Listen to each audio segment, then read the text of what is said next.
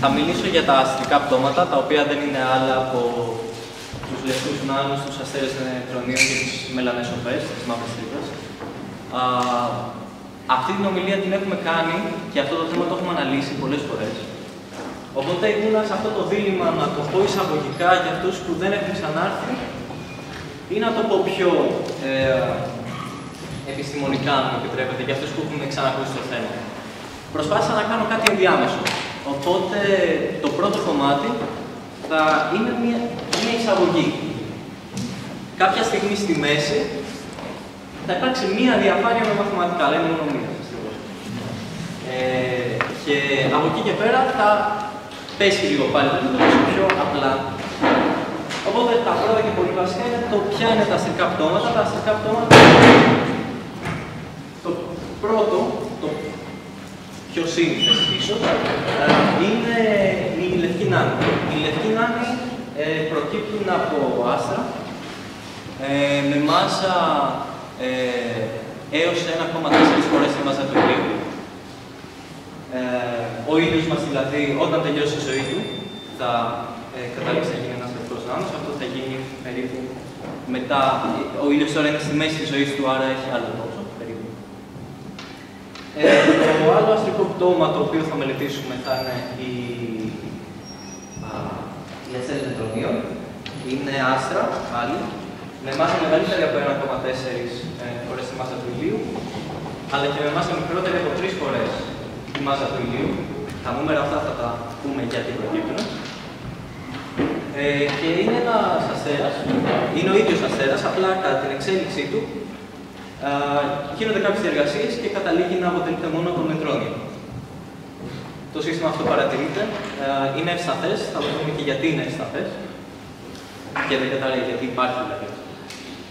Και τώρα θα μελετήσουμε για την ακραία περίπτωση των μελανοτοπών, και αυτή είναι η σημερινή περίπτωση φυσικά, στην οποία περίπτωση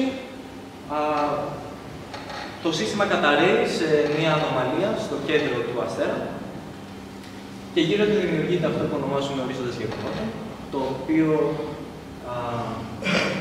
και οτιδήποτε περάσει μέσα από τον ορίζοντα των γεγονότων, που είναι μια σφαιρική συνήθως επιφάνεια γύρω από το κέντρο του αστέρα, δεν μπορεί να διαφύγει, δεν μπορεί να διαφύγει ούτε καν το φως.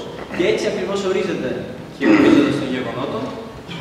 Είναι εκείνη η απόσταση από ένα σώμα, οτιδήποτε, δεν χρειάζεται να αναλύω. Είναι η ακτίνα Schwarzschild.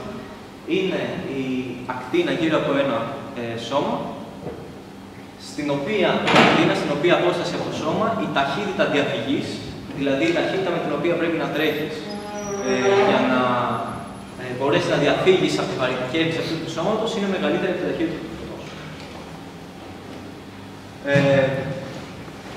Θα ήθελα να επισημάνω σε αυτό το GIF βλέπετε τη σύγκριση ενός άστρου, ενός λευκού νάνου, σε σχέση με τη Γη είναι περίπου το ίδιο μέγεθος. Ενώ το αρχικό άστρο είναι πολύ μεγαλύτερο. Ένας αστέρας νετρονίων είναι ακόμα μικρότερο και η μελανείο π, όταν προέρχεται από άστρα, θα το εξηγήσω, είναι ακόμα μικρότερο. Δηλαδή έχει μια τάση να συρρυκνώνεται το σώμα. Ας δούμε λοιπόν ποια είναι τα στάδια της ζωής ενός άστρου. Ένα άστρο αρχικά πρέπει να δημιουργηθεί. Για να δημιουργηθεί ένα άστρο, συγκεκριμένα η πρώτη γενιά άστρων, δημιουργήθηκαν μετά το Big Bang.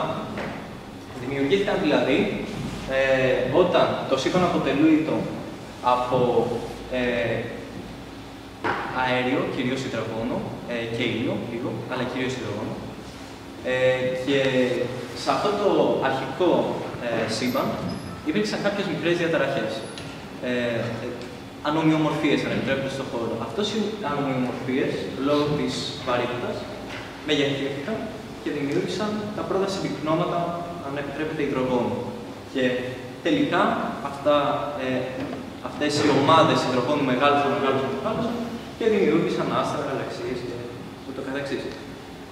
Τώρα το άστρο, ένα αρχικό άστρο, το πρώτο άστρο που δημιουργήθηκε στο σύμπαν, αποτελείται από υδρογόνο και μάλιστα αρκετό υδρογόνο, έτσι ώστε η βαρύτητα η οποία δημιουργεί όλο το υδρογόνο μαζί, να είναι αρκετά μεγάλη ώστε να πυροδοτήσει την πυρηνική σύντηξη. Κατά την πυρηνική σύντηξη, λοιπόν, παράγονται τα βαρύτερα στοιχεία.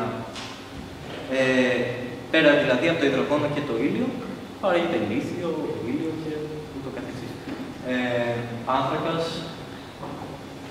Εδώ πέρα μπορείτε να δείτε λοιπόν ένα διάσημο νεφέλωμα. Μπορείτε να το δείτε σε μια φωτογραφία. Αυτή είναι η πέριθρη και αυτό είναι το ορατό. Αυτό είναι το ορατό, αυτό είναι το υπέρυθρο. Χρησιμοποιώ αυτά τα δύο μυκικύματος για να σας τονίσω πώς φαίνεται το νεφέλωμα με ένα κοινό μάτι ή με ένα τηλεσκόπιο χρησιμοποιώντας το μάτι μας και πώς φαίνεται άμα καταγραφεί από μια υπέρυθρη κάμερα. Στην υπέρυθρη κάμερα μπορείτε να δείτε πολλά αστεράκια τα οποία απαρτίζουν αυτό το νεφέλωμα. Δεν μπορούμε να το δούμε αυτό στο ορατό μικροσχήματος γιατί η σκόνη είναι μη διαπερατή από το φως και έτσι δεν μπορούμε να δούμε τα αστέρια καθώς σκιάζονται από το νεφέλωμα. Αλλά η λογική είναι ότι πάνω σε αυτό το νεφέλωμα που θα το σκόπους έχει προκύψει στην πορεία, συμπυκνώνεται το αέριο αυτού του νεφελώματος και σχηματίζει άστρα. Κατά τη διάρκεια της ζωής ενός αστέρα, μπορούμε να κατατάξουμε αυτό το αστέρα στην κύρια ακολουθία. Έτσι ονομάζεται. Είναι αυτή η γραμμή διαγώνια περίπου που βλέπετε εδώ πέρα. Κατά τη διάρκεια της ζωής του, στο μεγαλύτερο μάλιστα μέρος της ζωής του, ένα άστρο βρίσκεται σε ένα σημείο αυτής εδώ της γραμμής. Και εκεί θα μείνει. Ας πούμε, ο ήλιος μας, στο μεγαλύτερο μέρος της ζωής του, βρίσκεται εδώ. Δεν κινείται από εκεί. Ουσιαστικά, αν το ανάβουμε στις πιο απλές έννοιες, το πού θα βρίσκεται, ένα άστρο, σε ποιο σημείο αυτής της ακολουθίας, της γραμμής, εξαρτάται κυρίως από τη μάζα. Από τη θερμοκρασία του, αλλά και από τη μάζα, τελικά. Οπότε εδώ πέρα υπάρχει μια κατάταξη μάζας, θερμοκρασίας, και φωτεινότητας, πόσο φωτεινό είναι. Και δημιουργείται έτσι η κύρια ακολουθία. Τώρα, όταν ένα άστρο οδεύει προς το τέλος της ζωής του, δημιουργεί συνήθως γίγαντες ή υπεργίγαντες. Δηλαδή, αρχίζει να μετακινείται, ας πούμε ο ήλιος θα γίνει ένας γίγαντας, θα πάει προς τα πάνω σιγά σιγά, θα αρχίσει να φουσκώνει, αυτό σημαίνει. Ο λόγος για τον οποίο θα αρχίσει να φουσκώνει είναι ότι το υδρογόνο το οποίο καίγεται συνήθως στο εσωτερικό των άστρων αρχίζει και τελειώνει. Και εφόσον αρχίζει και τελειώνει το υδρογόνο στο εσωτερικό των άστρων, αρχίζουν και συνδίκονται άλλα στοιχεία πέραν του υδρογόνου. Οι διεργασίες αυτές, οι συνδείξεις, κάποιες από αυτές δεν είναι τόσο αποδοτικές όσο είναι η σύνδεξη του υδρογόνου. Και εν τέλει δημιουργείται μια στάθμη και το άστρο αρχίζει να φουσκώνει. Αφού λοιπόν γίνει γίγαντας ή υπεργίγαντας στο άστρο, και προσοχή, σε αυτό το σημείο εδώ πέρα θέλω να τονίσω ότι δεν ανήκουν άστρα, ανήκουν αστρικά χρώματα, συγκεκριμένα η λεπτινά. Εδώ πέρα ανήκουν άστρα και εδώ πέρα άστρα τα οποία είναι έτοιμα να πεθάνουν. Εδώ είναι ήδη νεκρά, αν επιτρέπετε, τα άστρα. Το θέμα είναι λοιπόν τι θα γίνει αφού το άστρο γίνει γίγαντας ή υπεργίγαντας. Θα γίνει μια έκρηξη. Με κάποιο τρόπο θα αποβάλει το άστρο, συνήθως, τα συστατικά του στο περιβάλλον. Ένα μέρος των συστατικών του στο περιβάλλον. Μία από αυτές τις εκρήξεις είναι supernova. Μπορείτε να δείτε εδώ πέρα το κεντρικό άστρο, το αρχικό άστρο, που εκρήγνεται. Η φωτεινότητα του πολλαπλασιάζεται. Πολλές φορές η φωτεινότητα του άστρου ξεπερνά τη φωτεινότητα του γαλαξία μέσα στο οποίο βρίσκεται. Στον οποίο γαλαξία βρίσκεται το άστρο. Και τελικά, όπως μπορείτε να δείτε, πετά ένα μέρος των συστατικών του στο χώρο γύρω του και δημιουργείται ένα νεφέλωμα. Το νεφέλωμα αυτό που περιέχει στοιχεία και υδρογόνο αλλά και άλλα στοιχεία βαρύτερα μπορεί να δημιουργήσει πάλι με την ίδια διαδικασία της συμπύκνωσης ένα νέο άστρο, δεύτερης γενιάς, και γύρω από το άστρο να περιστρέφονται ομάδες άλλων στοιχείων, όπως σίδηρος. Θα μπορούσε να είναι δηλαδή μια σιδερένια μπάλα, ή άνθρακας, ή πυρίτιο. Και έτσι είναι το πώς δημιουργούνται τα ηλιακά συστήματα, τα πλανητικά συστήματα συγκεκριμένα. Ένα από τα αστρικά συστήματα λοιπόν που έχουμε είναι το ηλιακό σύστημα που βλέπουμε. Ο ήλιος προφανώς δεν είναι πρώτης γενιάς, γιατί γύρω του κινούνται πλανήτες, οι οποίοι πλανήτες έχουν και άλλα στοιχεία πέρα από το υδρογόνο, αλλιώς δεν θα ήμασταν εμείς εδώ σήμερα. Που σημαίνει πως οτιδήποτε βρίσκουμε γύρω μας έχει προκύψει στο εσωτερικό άστρο κατά τη διαδικασία της σύντηξης και έχει διαχυθεί στο περιβάλλον κατά την έκρηξη στο τέλος της ζωής του πρώτου άστρου. Και εδώ πέρα μπορούμε να το δούμε αυτό, πως από ένα αρχικό άστρο που έχει σκάσει, έχει διοχετεύσει τα συστατικά του στο περιβάλλον, αρχίζουν και εμφανίζονται κάποια συμπυκνώματα, κάποιες ανομαλίες που δημιουργούν πλανήτες βραχώδεις. Θα περάσουμε λοιπόν στο δεύτερο θέμα. Ποια είναι τα αστρικά πτώματα. Μια σύντομη επανάληψη. Λευκή νάνη. Τα αστρικά πτώματα, να τονίσω, προκύπτουν μετά την έκρηξη που πιθανόν να συμβεί σε ένα άστρο. Που σημαίνει ότι οτιδήποτε μάζα, δείτε εδώ, αναφέρεται στη μάζα του τελικού άστρου, τελικού προϊόντος. Στη μάζα που θα μείνει στο άστρο αφού πετάξει ό,τι πετάξει. Τι θα μείνει στο κέντρο. Αυτή είναι η μάζα που εξετάζουμε εδώ. Που σημαίνει πως είπα πριν ότι για να γίνει ένα σώμα λευκός νάνος πρέπει να έχει μάζα μικρότερη από 1,4 φορές τη μάζα του ηλίου. Που σημαίνει ένα άστρο που το βλέπουμε να λάβει, να είναι στη διάρκεια της ζωής του και η μάζα του είναι, ας πούμε, 1,6 φορές η μάζα του ηλίου. Μπορεί να κάνει μια έκρηξη, να πετάξει ένα μέρος. Η τελική μάζα να είναι 1,3 φορές η μάζα του ηλίου και τελικά να μπορεί να γίνει λευκός νάνος. Και τονίζω, οι μάζες που θα αναφέρω από εδώ και πέρα αναφέρονται στο τελικό άστρο που θα προκύψει μετά τις εκρήξεις και κατά το τέλος της ζωής του κύριου άστρου. Και φυσικά εδώ πέρα έχω για σύγκριση τη Γη και πόσο είναι ένας λευκός νάνος σε σχέση με τη Γη. Για τους αστέρες τετρονίων, το μέγεθός τους είναι ακόμα μικρότερο, μπορούμε να το συγκρίνουμε με το Μανχάρα. Είναι πάρα πολύ μικρό. Και βλέπουμε εδώ πέρα το μέγεθος που θα είχε ένας αστέρας τετρονίων αν το αρχικό άστρο, μάλλον το τελικό άστρο που θα εξελίξει κτλ. Έχει μάζα 1,4 φορές τη μάζα του ηλίου. Και η ευθύνη είναι 10 χιλιόμετρα, από το διάμετρος 20 χιλιόμετρα. Από εδώ μέχρι την Πάτρα, από την Πάτρα μέχρι το Βασίλειο, κάτι τέτοιο. Τώρα, γιατί δημιουργείται ένας αστέρας τετρονίων? Πού βρίσκεται τα νετρόνια? Αυτή είναι μια πολύ καλή ερώτηση. Καθώς ξέρουμε ότι ένα άστρο αποτελείται από υδρογόνο. Είχες δίκιο, Ανδρέα, πως θα δούμε τα φώτα, αλλά δεν έχεις γνώμη. Ωραία, λοιπόν. Πού βρίσκει τα νετρόνια, λοιπόν, ένα άστρο? Ένα άστρο αποτελείται, είπαμε, από υδρογόνο. Το υδρογόνο, κυρίως το υδρογόνο είναι κυρίως πρωτόνια και νετρόνια. Και ηλεκτρόνια. Μέσα στο εσωτερικό των άστρων, από υψηλές πιέσεις, αρχίζει και γίνεται αυτή η αντίδραση. Είναι μια πυρηνική αντίδραση. Είναι μια αντίδραση ισοδύναμη της διάσπασης Β, αλλά ναι, είναι μια διάσπαση Β ουσιαστικά, που λέει ουσιαστικά ότι κατά τη σκέδαση ενός πρωτονίου και ενός ηλεκτρονίου μπορούμε να πάρουμε σαν προϊόν ένα νετρόνιο και ένα νετρίνιο. Οπότε αυτό συμβαίνει στο εσωτερικό των αστέρων νετρονίου. Ουσιαστικά μπορείτε να το δείτε κατά κάποιο τρόπο ότι το υδρογόνο που αποτελείται από πρωτόνια και ηλεκτρόνια, τα πρωτόνια και τα ηλεκτρόνια αντιδρούν και σχηματίζουν νετρόνια. Σχηματίζουν και νετρίνα, τα νετρίνα διαφεύγουν και μένουν μόνο τα νετρόνια. Και έτσι δημιουργείται ο αστέρας τεκτονίων.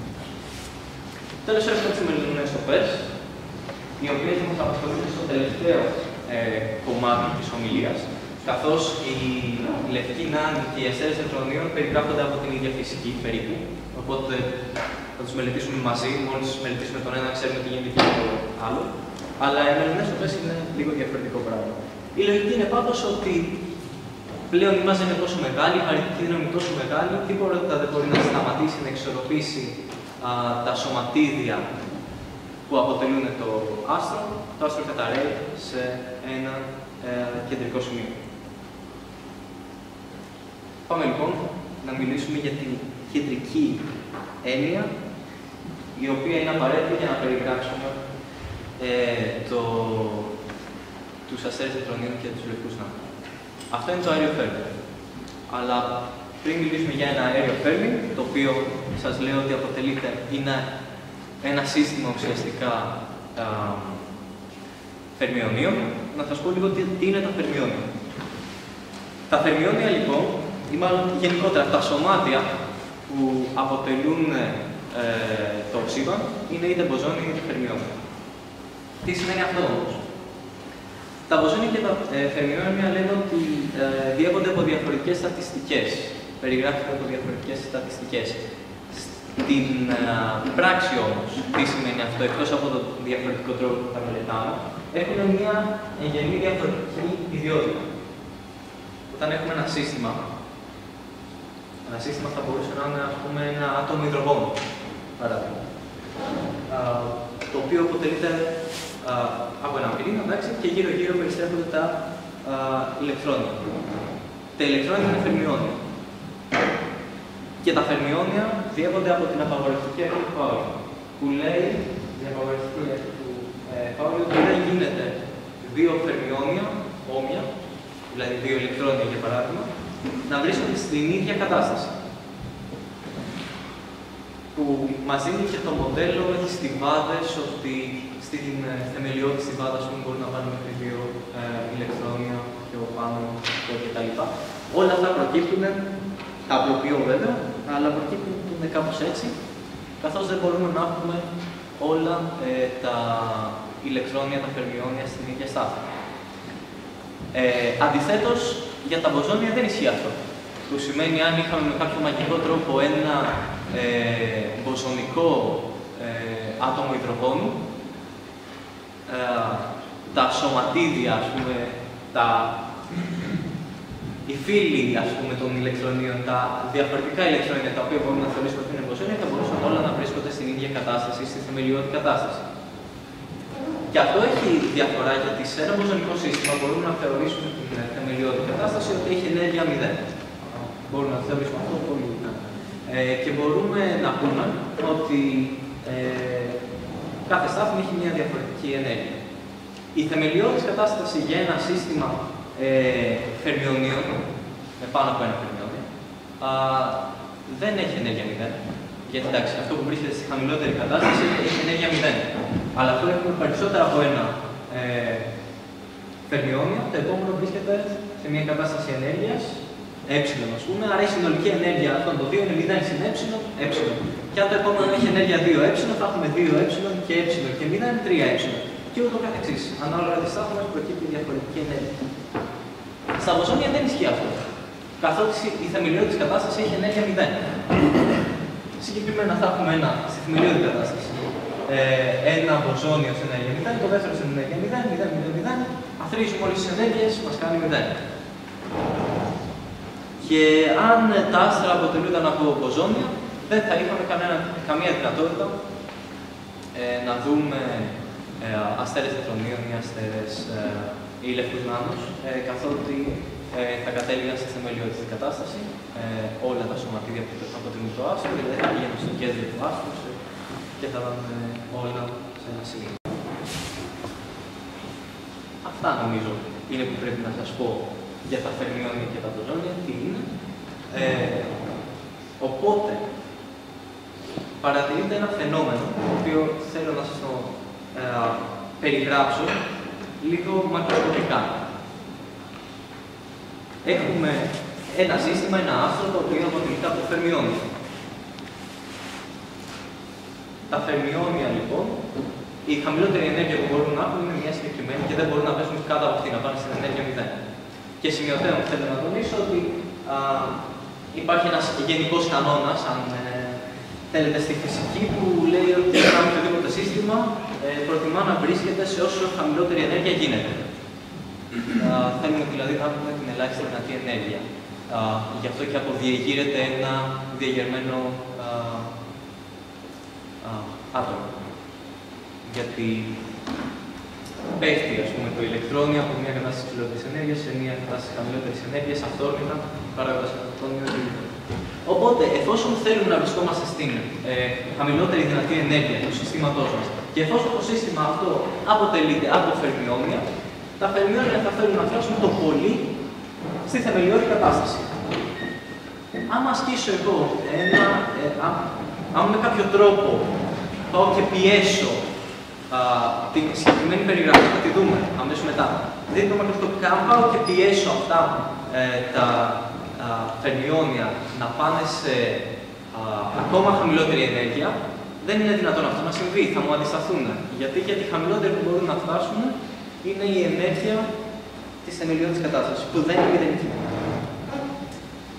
Και τώρα...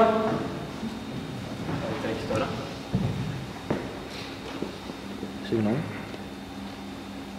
Ωραία. Τώρα θα δούμε τι πίεση παράγει ένα εκφυλισμένο αέριο φέρνη. Δηλαδή ένα αέριο φέρνη που βρίσκεται στη θεμελιώδη του κατάσταση. Αυτό σημαίνει εκφυλισμένο. Σημαίνει πως βρίσκεται στη θεμελιώδη κατάσταση. Και θέλουμε να δούμε ποια είναι η πίεση που παράγει αυτό το αέριο φέρνη, γιατί θεωρούμε ότι για να ισορροπεί το σύστημα, για να είναι σταθερό, να μην καταρρέγει, να μην κάνει καλαδόση ή οτιδήποτε, θέλουμε η πίεση που ασκείται από το βαρυτικό πεδίο να είναι ίση με την πίεση που ασκούν τα φερμιόνια και έτσι όλο αυτό να ισορροπεί. Γιατί αν ήταν μεγαλύτερη η βαρυτική πίεση, αυτό το σύστημα θα κατέρευε στο κέντρο. Αν αντιθέτως ήταν ισχυρότερη η πίεση του αερίου φέρνη, αυτό όλο θα πήγαινε προς τα έξω, θα πήγαινε σαν να φουσκώσει. Αυτό το οποίο πρέπει να ξεκινήσουμε, θα προσπαθήσω να είμαι σύντομος για να μην σας κουράσω. Όποιος έχει κάτι παραπάνω μπορεί να με ρωτήσει καμία χαρά.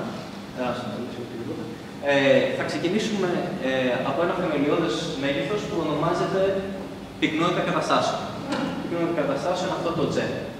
Το G αυτό, το οποίο εξαρτάται από το K, ό,τι βλέπουμε εδώ πέρα. Το K σκεφτείτε ότι είναι κάτι που δείχνει την ορμή. Και αυτό μας δείχνει πόσες διαθέσιμες καταστάσεις υπάρχουν σε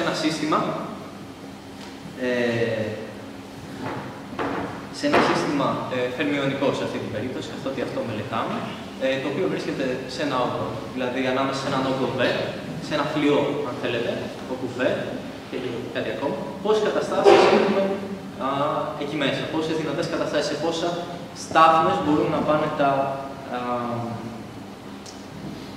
τα φερμιόνια μας. Θεωρούμε λοιπόν αυτό ναι, μάλλον είναι το λάπτοπ που θέλει. Ναι. Σίγουρα. Ναι, ωραία. Η ενέργεια. Δουλεύει, τέλεια. Αλλά όχι πολύ. Λοιπόν, η ενέργεια η οποία... η ενέργεια των φερμιονίων δίνεται από αυτή τη σχέση. Εδώ. Συνδυάζοντας αυτές τις σχέσεις, μπορούμε να γράψουμε την εξάρτηση της πυκνότητας καταστάσεων από την ενέργεια. Είναι αυτή. Μπορούμε να βρούμε τη μέση ενέργεια που έχει ένα σύστημα φερμιονίων. Και μπορούμε να βρούμε την πυκνότητα εσωτερικής ενέργειας, που είναι η εσωτερική ενέργεια ανά μονάδα όγκου. Πόση ενέργεια έχει ανά μονάδα όγκου. Και αυτό το κρατάμε. Ένα μέγεθος το οποίο εμφανίζεται σε όλους αυτούς τους υπολογισμούς και είναι σημαντικό είναι η ενέργεια φέρνη. Τι είναι η ενέργεια φέρνη? Είναι η ενέργεια που έχει το σωμάτι που βρίσκεται στην υψηλότερη στάθμη. Δηλαδή πριν σας έλεγα 0, ε, 2ε κτλ. Το τελευταίο φερμιόνιο τι ενέργεια έχει? Κάποια ενέργεια την ονομάζουμε ενέργεια φέρνη. Αυτό είναι, δεν είναι κάτι παραπάνω. Και τώρα θέλουμε να δούμε τι συμβαίνει όταν δεν έχουμε σχετικιστικά φαινόμενα. Όταν δεν έχουμε σχετικιστικά φαινόμενα, η ενέργεια μπορεί να γραφτεί με βάση αυτό το τύπο, που είναι τύπος της κλασικής μηχανικής. Μπορεί να αποδειχθεί αν βάλετε εδώ πέρα το πένανε M επί V. Αυτός ο τύπος ανάγεται σε ένα δεύτερο M τετράγωνο, ο γνωστός τύπος της κινητικής ενέργειας για την φυσική. Και μπορούμε με αυτόν τον τρόπο να γράψουμε αυτή την εσωτερική ενέργεια, την πυκνότητα εσωτερικής ενέργειας που υπολογίσαμε με αυτόν τον τύπο. Και βλέπουμε ότι η εσωτερική ενέργεια είναι ανάλογη της πυκνότητας σωματιδίων που είναι αυτό το νη. Και είναι σημαντικό το νη, είναι η πυκνότητα των σωματιδίων. Και τελικά να γράψουμε την πίεση που ασκείται από αυτό το αέριο στο μη σχετιστικό περιβάλλον με αυτόν τον τρόπο. Δηλαδή η πίεση, ξέχασε όλες τις σταθερές, εξαρτάται από την πυκνότητα των σωματιδίων με βάση αυτή τη σχέση. Και αυτό είναι το σημαντικό που θέλετε να κρατήσετε, ότι δηλαδή η πίεση και η πυκνότητα των σωματιδίων εξαρτώνται με βάση αυτή τη σχέση. Νη στην 5-3. Και θα σου πω γιατί είναι σημαντικό. Να δούμε όμως τι συμβαίνει στο σχετικιστικό όριο. Εκεί δηλαδή που τα φερμιόνια έχουν αρχίσει να κινούνται με ταχύτητες πολύ κοντά στην ταχύτητα του φωτός. Εκεί πέρα η ενέργεια δεν μπορεί να γραφτεί με τον ίδιο τρόπο, αλλά μπορεί να γραφτεί με προσέγγιση έτσι. Και μπορούμε πάλι να γράψουμε την εσωτερική ενέργεια με ένα διαφορετικό τρόπο. Και τελικά η πίεση στο σχετικιστικό πλέον όριο προκύπτει να είναι νη στην 4-3. Το κρατάμε και αυτό. Βλέπουμε δηλαδή ότι όσο αυξάνεται η ταχύτητα των φερμιονίων, αυξάνεται και η σχέση και η συμπεριφορά της πίεσης σε σχέση με την πυκνότητα των σωματιδίων. Αν πάμε τώρα να δούμε την πίεση του βαρυτικού πεδίου, προκύπτει ότι η πίεση που παράγει το βαρυτικό πεδίο, και δεν θα μελετήσουμε το πώς είναι αυτό εδώ πέρα, είναι ανάλογη της πυκνότητας με τη μάζα αυτή τη φορά, η πυκνότητα σωματιδίων. Να το τονίσω. Η πυκνότητα σωματιδίων είναι πόσα σωματίδια έχουμε, 10 ας πούμε, ανά μονάδα όγκου. Δηλαδή 10 σωματίδια ανά τετραγωνικό μέτρο. Η πυκνότητα αυτή είναι πόσα κιλά έχουμε ανά μονάδα όγκου. 10 κιλά ανά τετραγωνικό μέτρο, οτιδήποτε. Αυτό που θα ήθελα να παρατηρήσετε είναι ότι εδώ πέρα η ευθέτηση είναι 4 τρίτα, εδώ είναι 4 τρίτα, αλλά εδώ είναι 5 τρίτα. Αυτό είναι το σημαντικό. Και επίσης να σας πω ότι το ρο και το νη συνδέονται με ευθεία αναλογία. Είναι σημαντικό και αυτό. Αυτή είναι η γενική εικόνα που δείχνει την βαρύτητα να πιέσει το άστρο προς τα μέσα, και αυτή είναι η πίεση του βαρυτικού πεδίου που υπολογίσαμε κάτω, και την πίεση που παράγεται από το αεροφέρι να σπρώχνει όλο το σύστημα προς τα έξω. Το ζήτημά μας είναι να ισορροπεί το σύστημα. Και εδώ πέρα μπορούμε να δούμε μία γραφική παράσταση, δεν χρειάζεται να την αναλύσουμε πολύ, και βλέπουμε την συμπεριφορά του αερίου φέρι όταν αυτό κινείται μη σχετιστικά. Να, εδώ ας πούμε υπάρχει και μια επέκταση για ταχύτητες μεγαλύτερες του φωτός. Φυσικά είναι μια χονδροειδής προσέγγιση, ισχύει μόνο για μικρές ταχύτητες. Αλλά όταν λάβουμε υπόψη μας και την σχετιστική συμπεριφορά, παίρνουμε την δυο σου καμπύλη που είναι αυτή η πράσινη. Η μπλε καμπύλη είναι ανάλογη του νη στη 5 τρίτα. Η πράσινη καμπύλη, στο τέλος της βίντεος, είναι ανάλογη του νη στη 4 τρίτα. Και υπενθυμίζω ότι η βαρυτική πίεση είναι ανάλογη του ρο στη 4 τρίτα.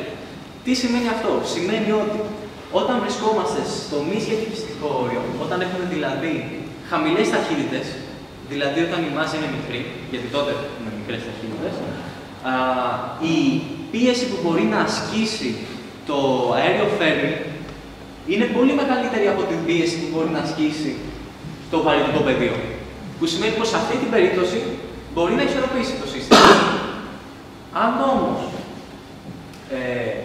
το αέριο φέρμι αρχίζει να κινείται σχετιστικά, σε αυτή την περίπτωση η πίεση που ασκείται από το αέριο φέρμι και η πίεση που ασκείται από το αέριο, από το βαρυτικό πεδίο είναι ίδιας εξάρτησης.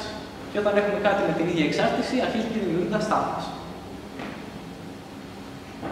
Οπότε αρχίζει η κατάρρευση. Τι μας δίνει αυτό? Με όλη αυτή την περιγραφή μπορούμε να υπολογίσουμε για τους λευκούς νάνους ότι η ακτίνα τους εξαρτάται από τη μάζα στη μείον 1 τρίτο. Δηλαδή, όσο μεγαλύτερη είναι η μάζα του λευκού νάνου, αλλά πάντα μιλάμε για λευκό νάνο, η ακτίνα του μικραίνει. Σαν να προσθέτουμε δηλαδή κάτι στο συνολικό και η ακτίνα του μικραίνει. Γιατί αυξάνεται η πυκνότητα αυξάνεται και η βαρύτητα και για να καταφέρει να συγκρατηθεί πρέπει να αυξηθεί η πίεση, να συγκρατηθεί το σύστημα σε ισορροπία. Πρέπει να συγκρατηθεί η πίεση του βαρύτητου πεδίου, ασκώντας μια μεγαλύτερη πίεση από το αέριο που φέρνει. Για να συμβεί αυτό πρέπει τα σωματίδια να είναι πιο κοντά μεταξύ τους, άρα φαίνεται σαν να συρρυκνώνεται το σώμα, χωρίς να κάνει βεβαιωμάτα. Και θέλουμε να δούμε πότε αυτό το σύστημα θα σταματήσει να είναι σταθερό, πότε θα αρχίσει να γίνεται ασταθές. Και όπως δείξαμε πριν, αυτό συμβαίνει όταν βρισκόμαστε στο σχετικιστικό όριο. Απαιτούμε λοιπόν να έχουμε σχετικιστική συμπεριφορά, που δίνεται από αυτή τη σχέση. Απαιτούμε να ισχύει αυτή η σχέση. Και προκύπτει το όριο της Ανδρασέγγα, που είναι η μάζα να είναι 1,4 φορές η μάζα του ηλίου. Γι' αυτό και σας έλεγα πριν, ότι ένας λευκός νάνος πρέπει να έχει μάζα μικρότερη από 1,4 φορές τη μάζα του ηλίου. Τι θα γίνει με μάζα μεγαλύτερη από αυτή? Θα καταρρεύσει, δεν θα είναι σταθερό το σύστημα, κάτι θα αλλάξει, τι θα το μελετήσουμε αμέσως μετά. Πάντως σίγουρα δεν μπορούμε να έχουμε λευκό νάνο. Για χαμηλότερες μάζες μπορούμε. Και ποιο είναι το αέριο φέρνει το οποίο είναι υπεύθυνο για την ισορροπία του λευκού νάνου? Η απάντηση είναι ένα αέριο φέρνει ηλεκτρονίο, το οποίο προκύπτει ως εξής. Το υδρογόνο στο εσωτερικό του άστρου βρίσκεται σε πολύ μεγάλη θερμοκρασία, ιονίζεται, που σημαίνει ότι τα υδρογόνα φεύγουν από τους πυρήνες, τα ηλεκτρόνια φεύγουν από τους πυρήνες, τα ηλεκτρόνια δρούν σαν αέριο φέρνει, γιατί είναι θερμιόνια, αλληλεπιδρούν μεταξύ τους και όλο αυτό το σύστημα εξισορροπεί, επειδή τα ηλεκτρόνια δρούν ως αέριο φέρνει, ασκούν μια πίεση, εξισορροπεί το βαρυτικό πεδίο και ισορροπεί το άστρο. Αστέρες νετρονίων τώρα. Είπαμε ότι όταν ένα άστρο δεν έχει αρκετή μάζα ώστε να γίνει, δεν έχει αρκετά χαμηλή μάζα ώστε να γίνει λευκός νάνος, θα γίνει αστέρας νετρονίων. Γιατί θα γίνει αυτή η αντίδραση πυρηνική και θα αρχίσουν να παράγονται νετρόνια. Τα νετρόνια αυτά λοιπόν, σας λέω ότι και τα νετρόνια είναι φερμιόνια, είναι ένα αέριο φέρνει. Λειτουργούν και αυτά με τον ίδιο τρόπο ακριβώς. Απλά επειδή έχουν διαφορετική μάζα από ό,τι έχουν τα ηλεκτρόνια, μπορούν να εξισορροπήσουν έως και πολύ μεγαλύτερες πιέσεις από το βαρυτικό πεδίο. Πάλι θέλουμε να δούμε λοιπόν πότε αυτό το σύστημα αρχίζει να είναι ασταθές. Και απαιτούμε πάλι την ίδια σχέση και προκύπτει το όριο τόλμα του Oppenheimer, το οποίο είναι για μάζα ισούται με 3 φορές τη μάζα του ηλίου. Που σημαίνει ότι δεν μπορούμε να έχουμε αστέρα νετρόνια με μάζα μεγαλύτερη από 3 φορές τη μάζα του ηλίου. Μπορούμε να έχουμε μάζα μικρότερη από αυτή, αλλά και πάλι μεγαλύτερη από 1,4 φορές τη μάζα του ηλίου, γιατί αν η μάζα του άστρου είναι μικρότερη από 1,4 φορές τη μάζα του ηλίου, θα καταλήξει να είναι λευκός.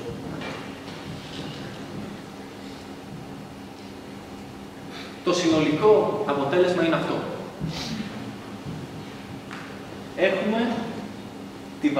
Έχουμε τι γίνεται για μάζα μικρότερη από 1,4 φορές τη μάζα του ηλίου. Αυτό ονομάζεται όριο της Ανδρασέγγα και με αυτόν τον τρόπο που αναφέρομαι σε αυτό.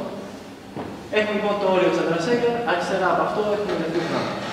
Ανάμεσα σε αυτό και το όριο του Oppenheimer έχουμε αστέρες νετρονίων. Είναι ενδιαφέρον να διαβάσετε και με ποιους τρόπους, σας τα είπα, δεν είναι κάτι να το ξαναπώ. Τώρα, η ερώτηση είναι τι συμβαίνει άμα το τελικό άστρο έχει μάζα μεγαλύτερη από 3 φορές τη μάζα του ηλίου. Αν έχει μάζα μεγαλύτερη από το όριο τόλμα του Oppenheimer, τότε δεν υπάρχει κανένα αέριο φέρνει, το οποίο μπορεί να σταματήσει το βαρυτικό πεδίο και να το εξορροπήσει. Οπότε αναγκαστικά η βαρύτητα νικάει, η πίεση που ασκεί η βαρύτητα είναι μεγαλύτερη από την πίεση που μπορεί να ασκήσει το αέριο φέρνει. Το σύστημα όλο αρχίζει να καταρρέει προς το κέντρο, αυτό το πιέζει η βαρύτητα.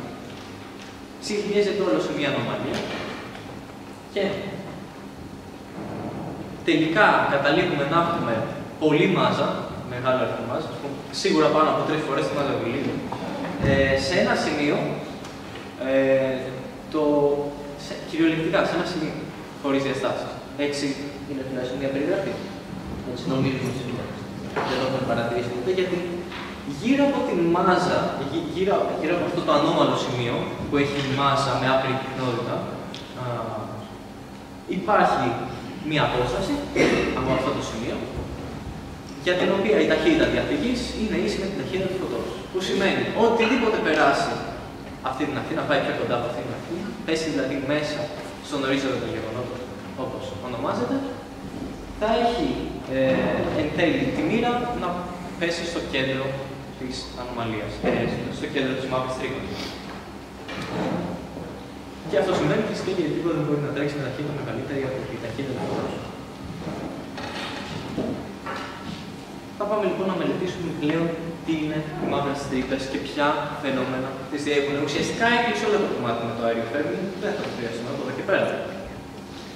Θα μιλήσουμε λοιπόν για μελανές μαύρες τρύπες.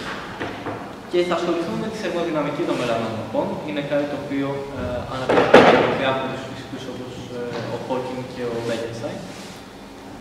Και έχει αρκετό ενδιαφέρον, θεωρώ.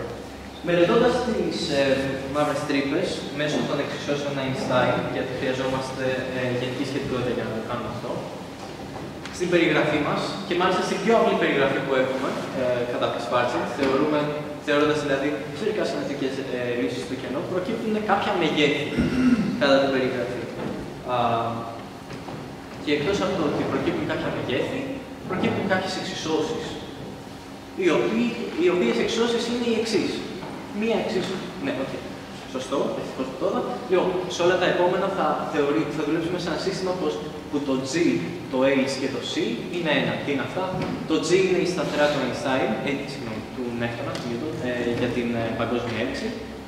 Το H bar είναι μια σταθερά, η σταθερά του Planck, και το C είναι η ταχύτητα του φωτός. Θεωρούμε πως είναι ένα για απλοποίηση των μονάδων, για να έχουμε πιο ωραίες σχέσεις. Δεν σημαίνει κάτι αυτό. Σημαίνει πως σε ό,τι βλέπετε υπάρχει ένας πολλαπλασιασμός επί κάποιες από αυτές τις σταθερές. Αλλά δεν μας ενδιαφέρει καθόλου αυτό.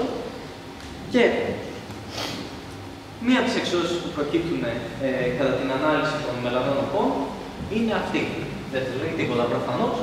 Το κάπου να σας πω πως είναι η επιφανειακή βαρύτητα. Σκεφτείτε το σαν την επιτάχυνση της βαρύτητας.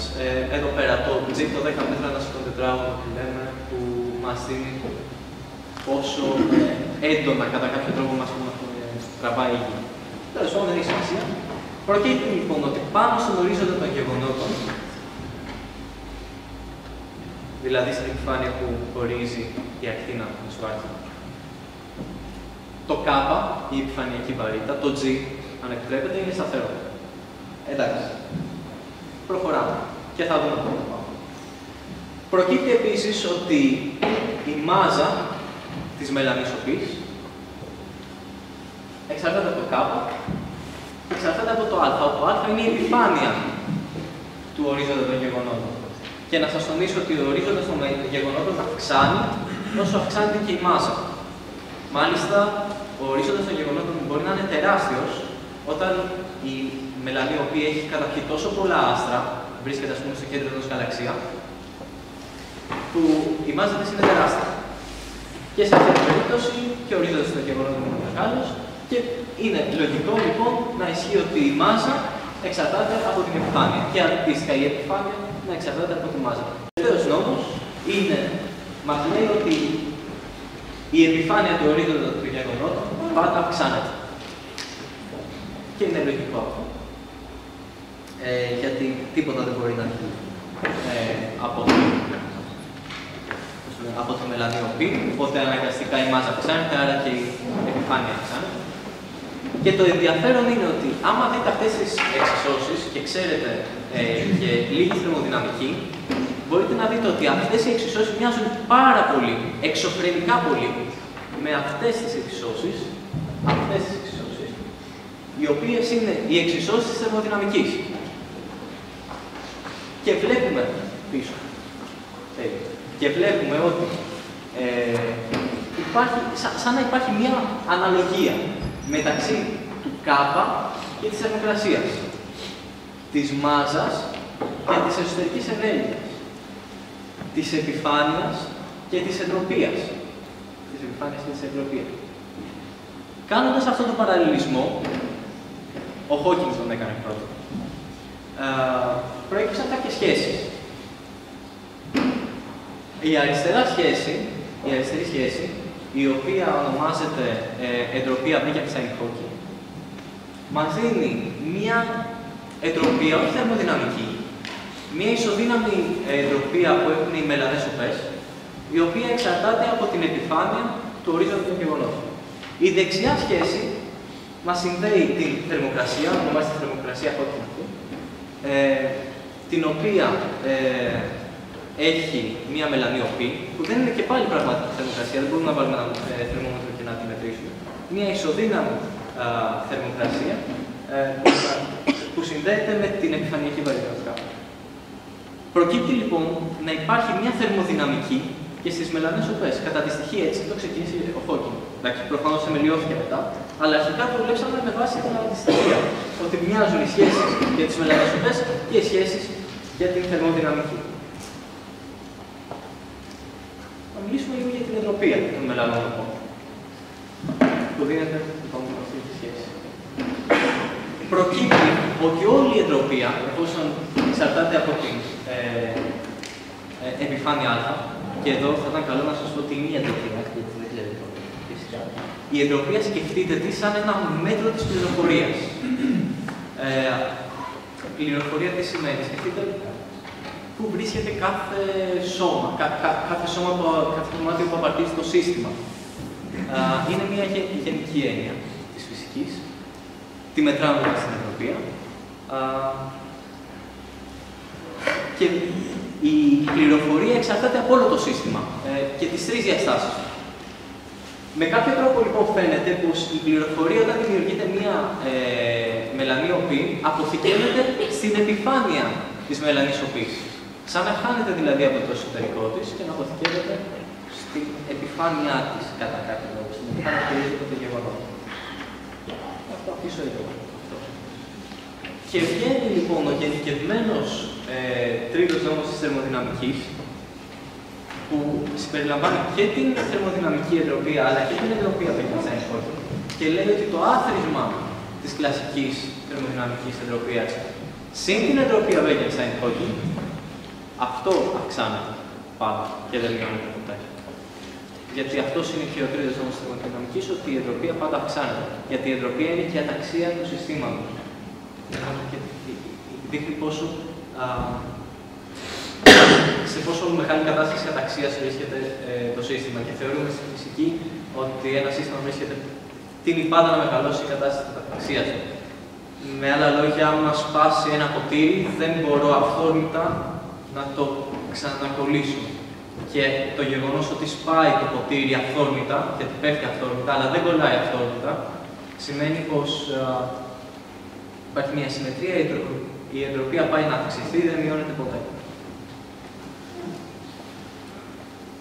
Τέλος, θα μιλήσουμε για την ακτινοβολία των μελανών.